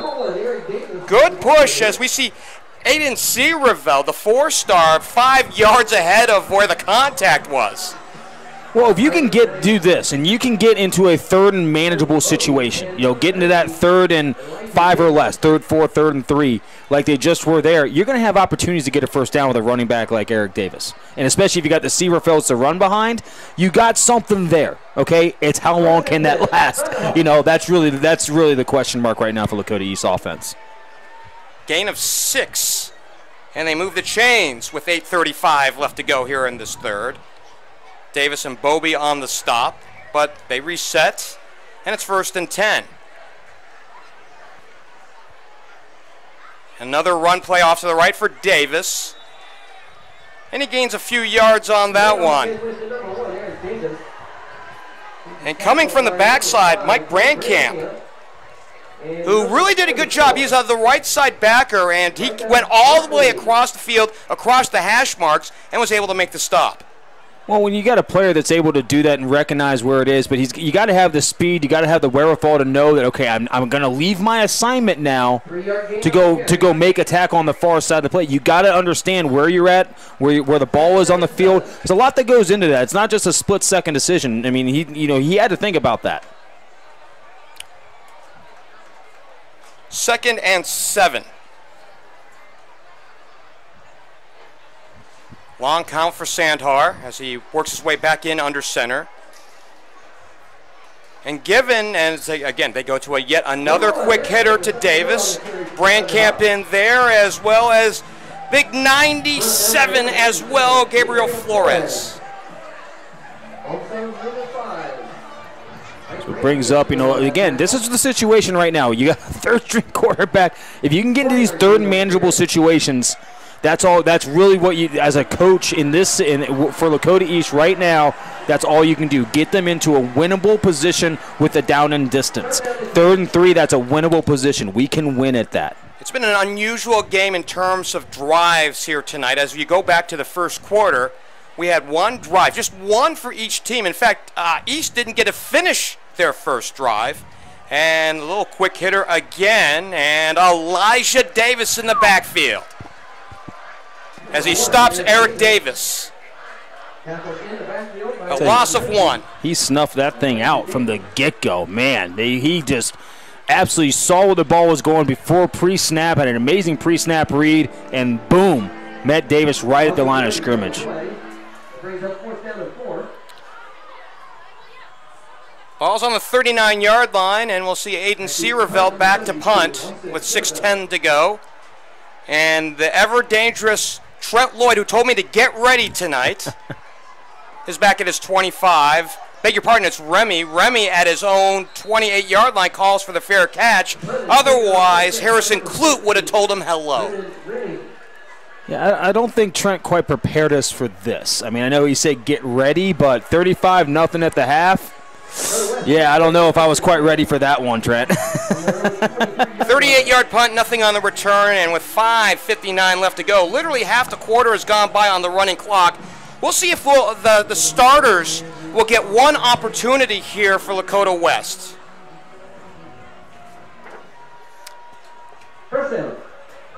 Looks like you got Mitch back in there again. At the 23-yard line. And a quick hitter to the outside. The receiver takes up to the 31-yard line. So a nice 8-yard gain on first down. Yeah, I'd imagine you're going to see the starters here for Lakota West, at least in this first series, see what they do. They score, I'd imagine you start seeing those second-teamers start kind of filtering in. Obviously, you want to make sure your starters get good second-half experience. It's only week 2 right now. Same time, you're also worried about the injury bug. Kanan Berg got his first catch. He's a baseball player, an outfielder, if I recall. And the end around comes around. I believe it's Berg, and he's close to the first down. He does have the first down. He needed the 34 to line the gain, and he added another. Good run. I see, Lakota West right now, they're starting to kind of stretch out the offense a little bit from side to side.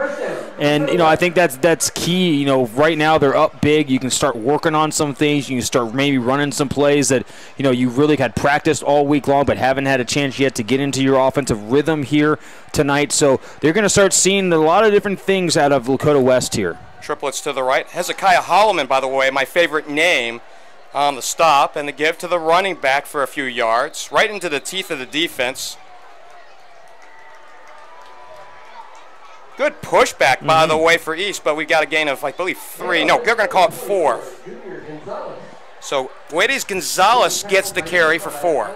And really the way Gonzalez was able to do that, really keep the pile or stop his momentum where it was that lower body strength of him is so key in order to do that. You're able to just hold on, keep your feet turning, and that's why that spot is where it's at, not obviously where they actually made the tackle.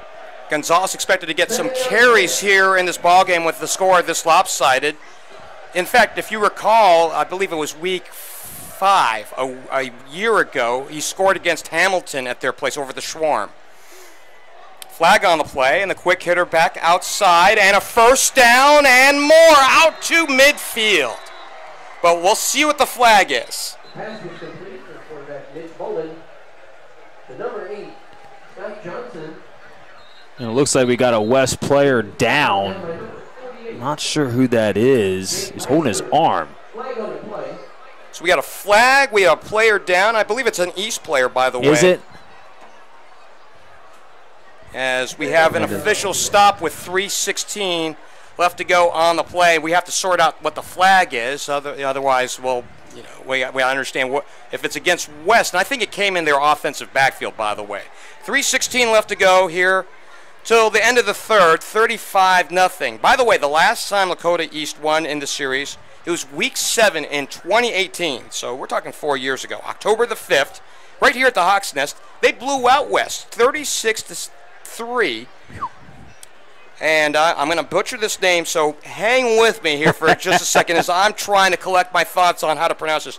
Jack DeBreezy, I believe is how you pronounce his name, had a monster night. Just 13 carries. He piled up 240 yards and 3 tutties.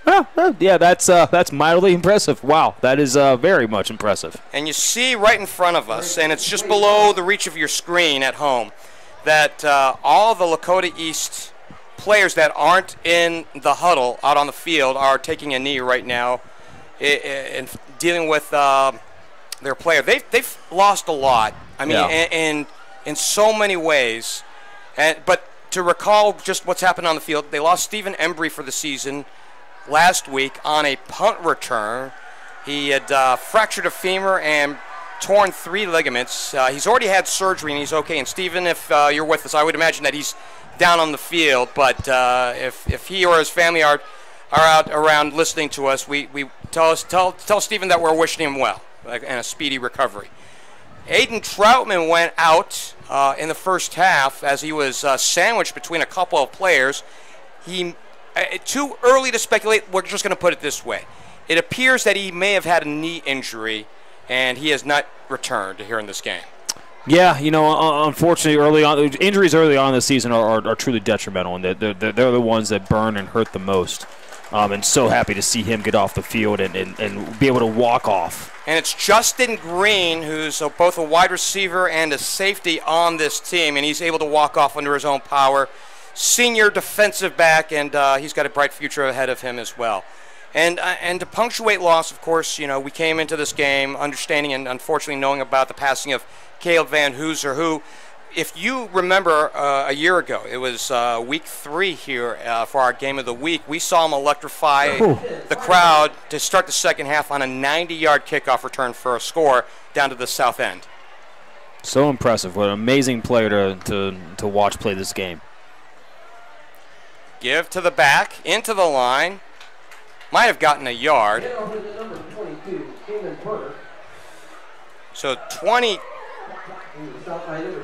Was that 22 that we saw? If that's the case, it's Kanan Berg. So we saw him make a catch. And I'm not sure exactly what they did with the flag, other than that the play apparently stood and we're playing on. Seen that a couple times tonight where all of a sudden the flag just kind of up and disappeared and we're back to playing football.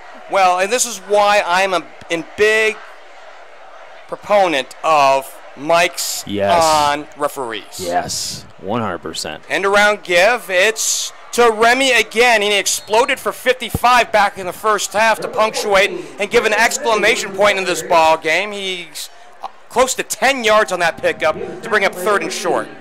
Brennan Remy, I'll tell you what, he is, it looks like we got another Lakota East player down, holding his arm now. With 2:06 left to go here in this third. And right now, all we really want is for everybody to be healthy. Yeah. And because this game's already in hand, more to a point, I think if you can imagine Kevin and myself, and if you know either of us, we're not prone to sitting. But for all intents and purposes, we might as well be pulling up some bar stools right now. Yeah, exactly. This is a kind of slowed the game down here, even with the running clock. But it looks like he's sitting up and going to be all right.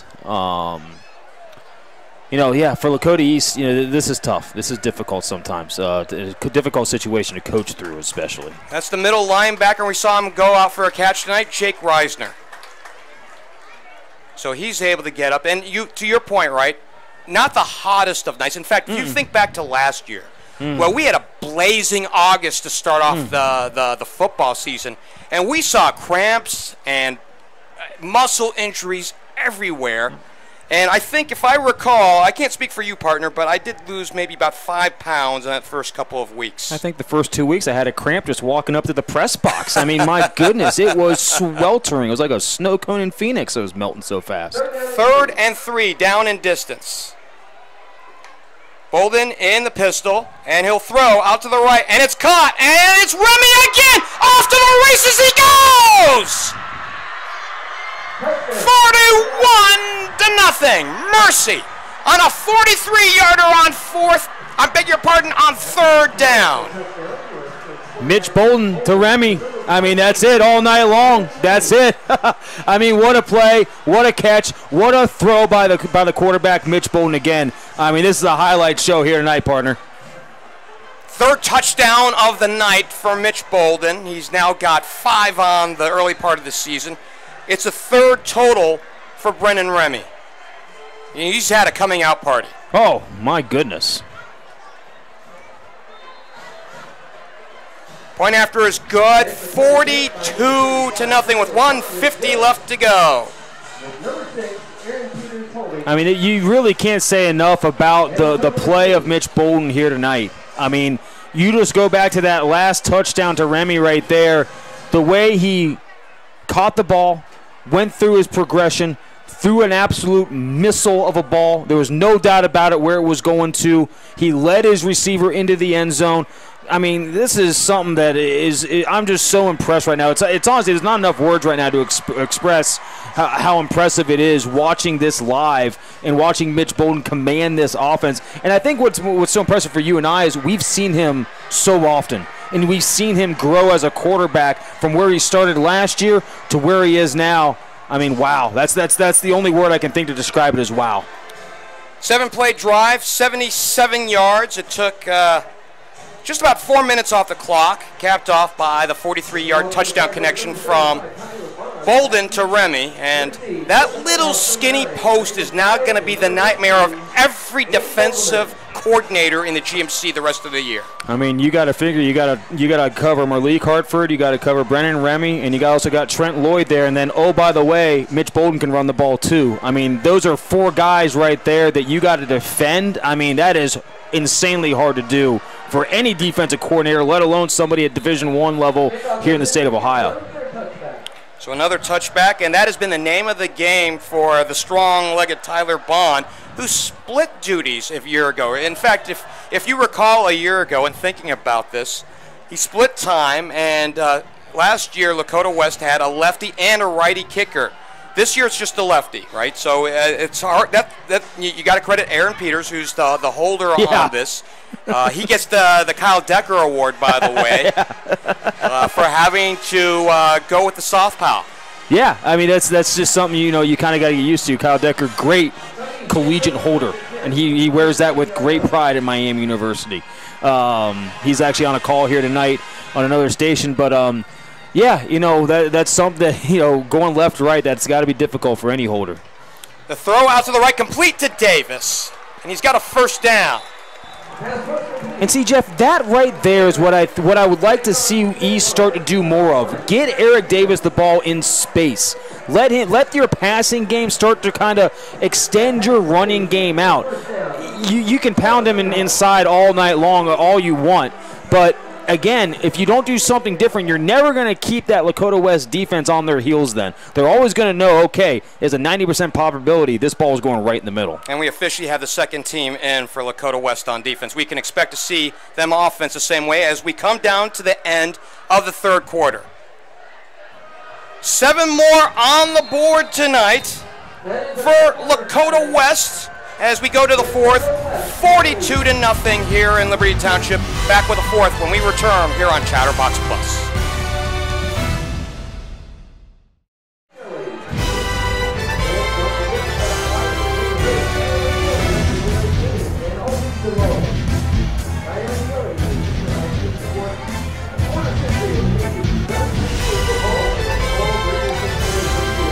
ready to start the fourth here in Liberty Township, 42-0. Along with Archer's uncle, Kevin Zilch, I'm Geoff Kim. Your family's never going to get sick of that, right? No, I'm putting together a highlight tape for Archer. Big gain for Eric Davis. Pickup of nearly 10. Well, let's see. They give him forward progress and they spot him back a yard, so a pickup of 8. There you go. I do have to give a shout out to Lakota East AD. Their spread here tonight was absolutely amazing. Probably one of the best press box spreads we've seen. We got burritos, we got putters, brought in a bunch of wings and stuff. We had barbecue sandwiches, pretzel bites, chips. It was hands down one of the best I've ever seen. So when I chat with Joe Myring here in the coming weeks, I'm gonna ask the question as we await this next play. Sandhar throws incomplete out to the right. If she had received a thank you note from Kevin Zilch. Well, she'll get one, trust me. As an offensive lineman, one of the big guys, you're always looking for 1, the food spread, and then 2, the free fruit spread is really what you're looking for. And so I'll tell you what, this was impressive here tonight. This is like a D1 college, maybe even better than that. So we got a flag on the play on the incompletion.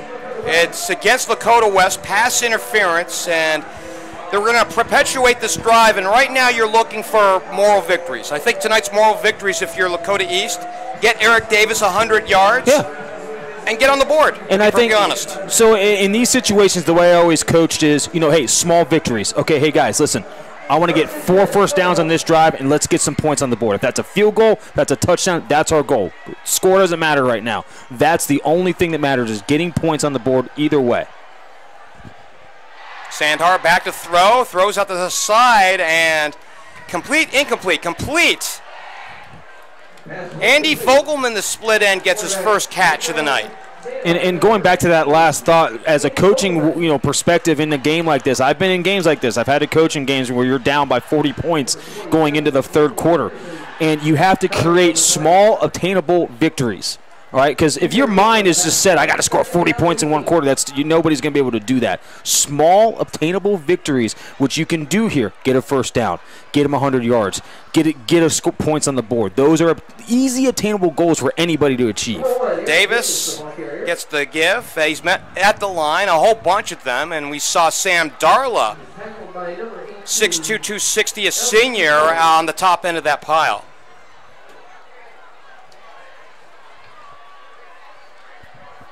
Gain of 2 to bring up third, and we'll call it 6 out of the 36-yard line.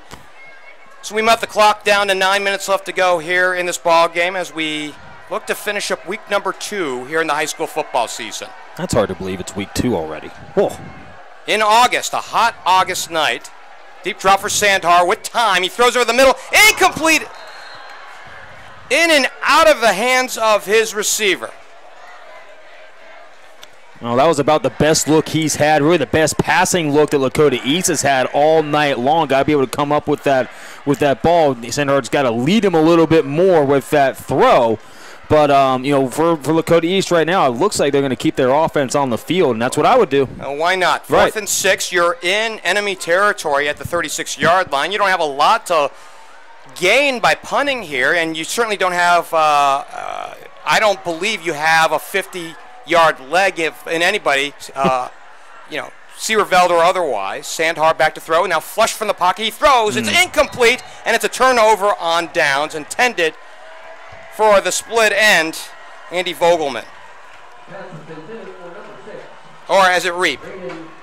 So Brayden Reap, actually, beg your pardon, was the intended receiver, but in any case, it's a turnover on downs.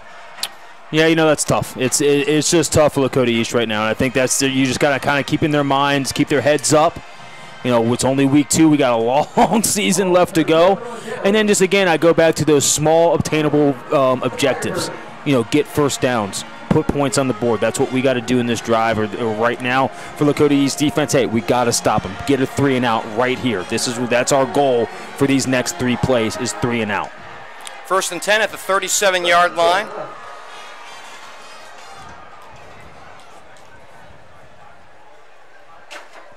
New quarterback is 15, Nolan Parker. We saw him in the Hamilton game a year ago in relief duty.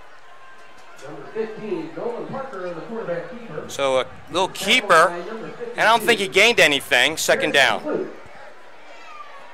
Nolan's been backing up Mitch for about 3 years now. Junior, so he might have, this might be a little dress rehearsal or a little maybe audition for the job next year. Well, and that's going to be, I believe, the biggest question of the offseason for Tom Bolden. Parker hands, and it's a running play up the gut for a few yards again. And we're just going to see some ground and pound here. 25 is Reese Mason, whose name was called initially by the public address announcer as having received a touchdown back in the end of the first half. We think it's Giovanni Wilson. So take it for what it's worth. Wilson or Mason. Yeah. He was tackled by number 34. And we see lights. That's pretty cool over there. Across the way in the cheering section for Lakota West. Look, they all got their cell phones on. That's pretty cool. It's almost like, and I hesitate to use the words as we have a breakaway out to the sideline and out towards the 40-yard line. Number 0, Davion McCoy at 6'1", 195 pounds, a junior. Got some good speed on there. Wow. Seeing a little preview here, the future Firebirds. 27 yards for the young running back McCoy. We'll see if he gets another one after that hefty run out to the side. And yes, he will get another touch. This one into the line and nowhere to really go after about a yard. Marvin Richter on the stop for Lakota East. He was tackled by number 18, Connor Clem. So we come up on 5 minutes left to go. Next week, if you're keeping up with schedules and the like, 2-0 Lakota West will stay on the road. They'll visit Sycamore. And then it'll be the finish to a homestand next week to start the season. How about a 3-game homestand as McCoy gets it and now rolls and now is into space out to the 20. Some razzle-dazzle to pick up 18 on the play. That was pretty impressive. You know, Jeff, you're looking at these schedules now with all these teams going to these nine-game league home schedules. You know, it's kind of interesting that it's really kind of throwing a wrench in a lot of it. You know, Lakota West, Lakota East, we were talking about this is awfully early to see a big game like this. This is usually a week 5, week 6, 7 game. Week 10? Week 10, even last year. Last year was week 10? So, again, it's all kind of throwing a lot of wrenches into a lot of different schedules for some teams. 1st and 10 at the 20-yard line. McCoy's been a revelation, and he gets the ball again off the left end. Has room to the 15, to the 10, to the 5, out to the goal line. Goodbye. 48-0 West. Have mercy. Well, Davion McCoy, I'll tell you what, he's got a very bright future ahead of him here at Lakota West. That drive that he just put together there, at least the 3 plays that we saw him here leading up to the end zone, leading up to the touchdown, were just absolutely phenomenal. He has a deceptive explosion, is the best way I think I put it. He's a long strider, but those strides pick up in a hurry. Bond good. I mean, 49-0. The footwork you saw there by Davion McCoy was just phenomenal. And you're right, he's got that deceptiveness about him. You don't quite know where he's going with the football. You know, his body may be telling you he's going right. His feet are going to take him left all of a sudden. 5-play drive, 63 yards after the turnover on downs, capped off by the 20-yarder by McCoy.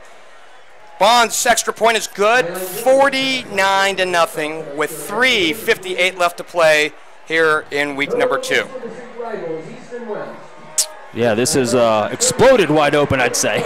We were talking about schedules a moment ago. Starting a 3-game homestand for Lakota East to start off the year, but boy, you really couldn't ask for a worse combination. Centerville in the non-conference a week ago, and that was a tight game all the way down to the very end of the ball game. Of course, your You got the blowout game here against Lakota West tonight.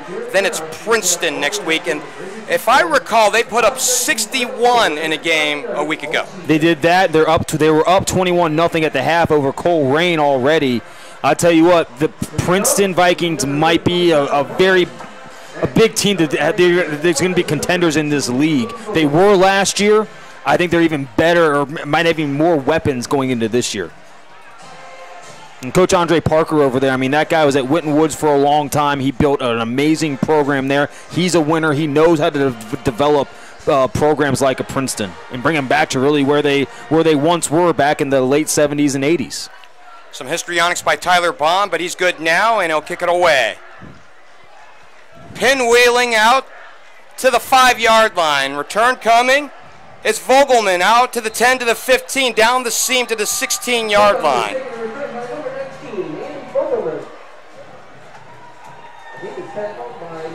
So that's what's coming up. It's really, if you're wishing for a home stand, and I'm not going to name names of other schools. That's not the point here. But you're hoping that Lakota West would not be one of them in that 3-game homestand. Yeah. Especially, Centerville. Week 1 Centerville that's a tough game.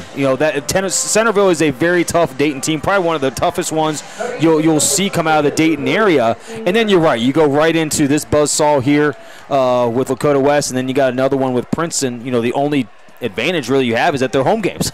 That's about it. Running back into the line for a few off the right side. Number 32. And it's a new running back. Richter, the ball carrier. New running back is Marvin Richter, who we saw last week on both sides of the ball. We saw him here earlier in this half. He gets the carry for the first time tonight. Yeah, I'd say East has put in a lot of their reserves. I see the Sieberfelds down here. They're not in right now. So, yeah, they're definitely put in their reserve squad here. And Richter explodes out to the 40, out to the sideline. No one's in front of him.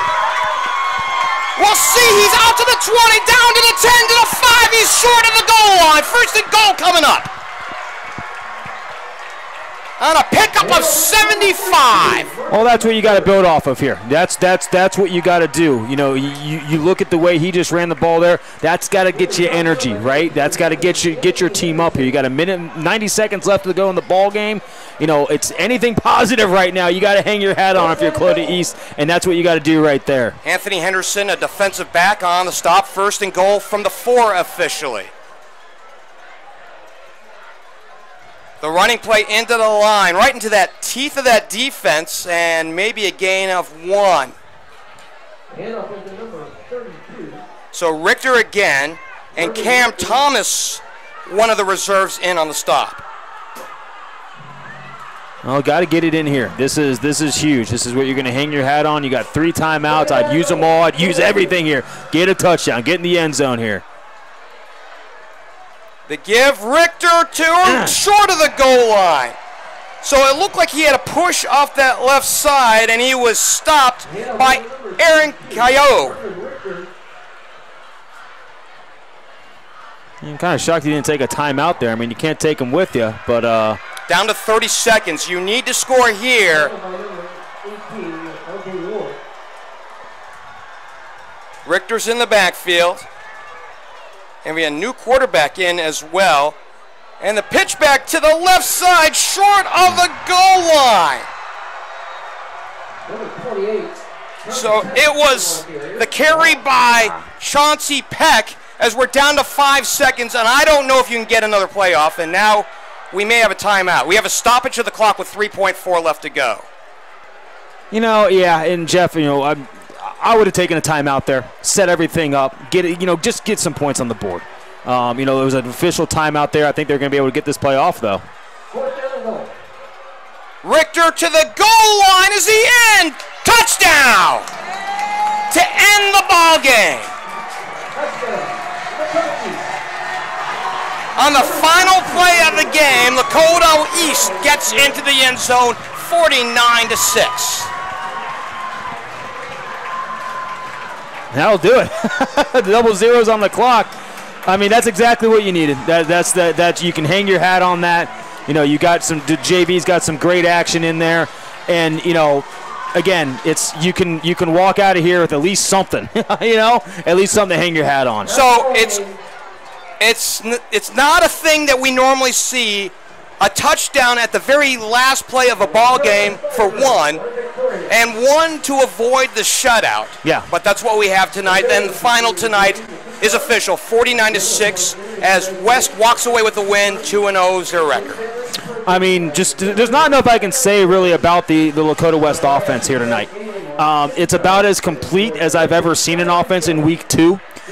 They're playing with such command, not just from Mitch Bolden. Believe me, Mitch has been unbelievable, but the whole offense as a whole, their attitude out there on the field, they didn't make mistakes. When they did make mistakes in that first drive, they overcame those mistakes and scored. They had a touchdown called back because of penalty. 3 plays later, they were back in the end zone, and that's attributed not to the leadership of Mitch Bolden and the way he played tonight. I mean, some of the throws he made were just unbelievable. We've seen him so many times over the last 2 years, and just to see him now develop into the quarterback he is, and we're only in week 2, so we got a lot of football left to go. He's got a lot more growing and learning to do. So it's going to be exciting offense to watch for the next 8 weeks. Let's give you the scoring summary here in this ball game. Officially, the game was won just from a scoring standpoint back with 5:54 left to go in the first. It was a Trent Lloyd 3-yard touchdown run off the right end, capping off a 13-play drive, 80 yards. Point after was good, and that turned out to be the difference in the ball game, 7-0. And then it was a bunch of pile-on after that. With 9:08 left to go till halftime, it was a Tabron Benny Powell fumble return off a block by Malik Hartford from about 35 yards out, 14-0 after the point after. And then the flurry came. Brennan Remy, a 55-yard touchdown run. One play does it all with 6:38 left to go till halftime, 21-0 after the point after.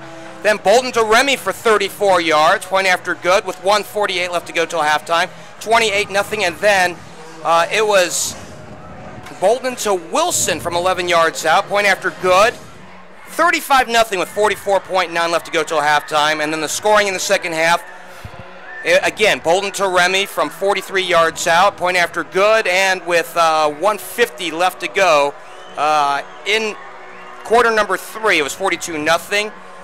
McCoy, Davion McCoy had a 20-yard run with 3:58 left to go in the fourth here on the north end to cap off the drive, and it was 49-0. And the only score of the game for Lakota East, Marvin Richter, a 2-yard touchdown run right up the gut as the clock expired. And we have our final at 49-6. Time now for our play of the game, powered by Headline Sportswear partner. What is your pick? I got to go with the Malik Hartford block and the Remy Powell touchdown. I mean, that set the tone right there. If you remember, Lakota West had scored, and then all of a sudden Lakota East started to have some offensive momentum, some movement. I was kind of going, all right, this might be something here. And then, boom, that play happened, and the floodgates just absolutely opened up. So that is my play of the game. So the block by Hartford, the return by Tabron Benny Powell, our play of the game powered by Headline Sportswear, and you can see that on Twitter tonight. This game is powered by Miami University Regionals, now accepting applications for spring and fall 2023 classes. With over 30 majors offered in person and online, you can design a schedule that fits your needs and start earning your Miami degree. Conveniently located in Hamilton, Middletown, Westchester, and online. Learn more at miamiou.edu/regionals. Mitch Bolden, by the way, just from a quick stat line, 9 of 11 tonight, 203 yards and 3 touchdowns, and that's not even with the running plays. He had a few runs in this ball game. I think he accounted for 16 yards on the ground on 4 carries as well. A little bit less than his 22 from carries from week number 1, which I'm sure that Coach Bolden and Coach Bowchamp are very happy with. I think that was by design. Yeah, absolutely. We were actually just handed the official stats here, so let me take a look. Mitch Bolden, 4 attempts for 16 yards. So, yeah, I'm sure that... I'm going to chalk that up to good math, There by you the go. way. Yeah, you were keeping it right there by hand, so good job, partner. There you go. But, just kind of putting a cap on this whole night. I mean, Lakota West offense is truly unbelievable. They're going to be a force to be reckoned with the entire way down. And we even saw, some of their backups that they have are very good as well. I mean, so they have some talent behind them. One of the questions we'll ask, we may get this on the Firebird show and not in the postgame necessarily, is when we talk to Tom Bolden, we're going to ask about Davion McCoy. Mm-hmm. Yeah, because that was impressive. He was impressive in the fourth quarter in cleanup time. Partner is a fun one, if for at least a quarter. Yeah, exactly, exactly. We'll see you for week 3, partner. Absolutely, absolutely, can't wait. Again, the final here in this one, in a game that took 2 hours and 5 minutes left to in this ball game, due to a running clock. Again, the final 49-6. Lakota West improves to 2-0, and Lakota East improves, or beg your pardon, falls to 0-2. Thanks go out to our videographer tonight, Mike Hackley. For Kevin Zilch, I'm Geoff Kim. Good night.